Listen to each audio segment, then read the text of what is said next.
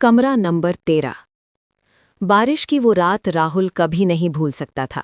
नई नौकरी के कारण उसे शहर से दूर एक पुराने लॉज में रुकना पड़ा। लॉज लगभग खाली था। रिसेप्शन पर बैठे बूढ़े आदमी ने बिना आंख उठाए उसे चाबी दी और धीमी आवाज में कहा, कमरा नंबर 13 है। रात में अगर कोई आवाज आए तो दरवाजा मत खोलना। राहुल मुस्कुरा दिया। उसे इन बातों पर यकीन नहीं था। कमरा पुराना था लेकिन साफ। एक कोने में बड़ा सा आईना लगा था। रात के ठीक 12 बजे अचानक दरवाजे पर दस्तक हुई। खट खट खट। बाहर से एक औरत की आवाज आई, बेटा, बहुत ठंड लग रही है, दरवाजा खोल दो। राहुल का दिल तेज धड़कने लगा। तभी उसने देखा, दरवाजे के नीचे से गीले बाल अंदर की ओर सड़क रहे थे। दीवार पर परछाई दिखी, लेकिन वो उल्टी चल रही थी।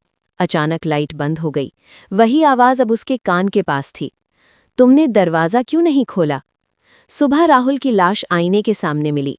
उसके चेहरे पर डर हमेशा के लिए जम चुका था। राहुल की मौत के बाद लॉज बंद कर दिया गया। पुलिस ने केस को रहस्यमयी मौत मानकर फाइल बंद कर दी। लेकिन कमरे नंबर 13 की कहानियां फैलने लगीं। कहा जाता था कि उस कमरे का आईना साधारण नहीं है। कुछ दिनों बाद इंस्पेक्टर वागड़े जांच के लिए वहां पहुंचे।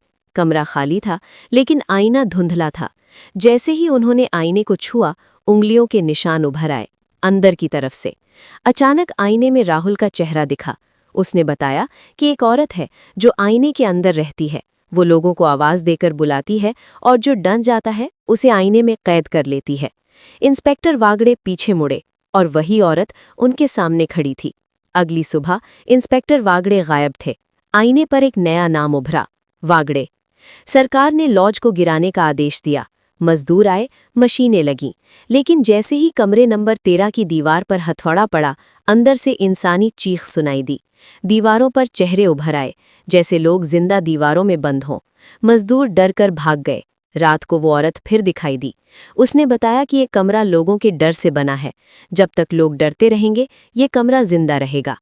अगली सुबह वहां कोई लॉज नहीं था, सिर्फ खाली जमीन। कई महीनों बाद एक पत्रकार अमन उस जगह पहुंचा। रात 12 बजे जमीन पर एक दरवाजे की आकृति उभरी। दरवाजा खुला तो अंदर अंधेरा गलियारा था। दीवारों पर नाम लिखे थे, राहुल, वागड़े और अनगिनत लोग। अंत में एक आईना था। आईने में अमन ने खुद को देखा, लेकिन परछाई मुस्कुरा रही थी। पीछे से उस औरत की आवाज आई। उसने कहा, जो डरता है वो यहाँ कैद होता है, और जो सच्चाई जानना चाहता है वो इस जगह का नया दरवाजा बन जाता है। आईने में एक नया नाम उभरने लगा, अमन। सुबह वहां फिर कुछ नहीं था, सिर्फ जमीन पर लिखा था 13। और आज भी कहा जाता है, अगर कोई इस कहानी को पढ़ता या सुनाता है तो कमरा नंबर 13 कहीं न कहीं फिर से बन जाता है।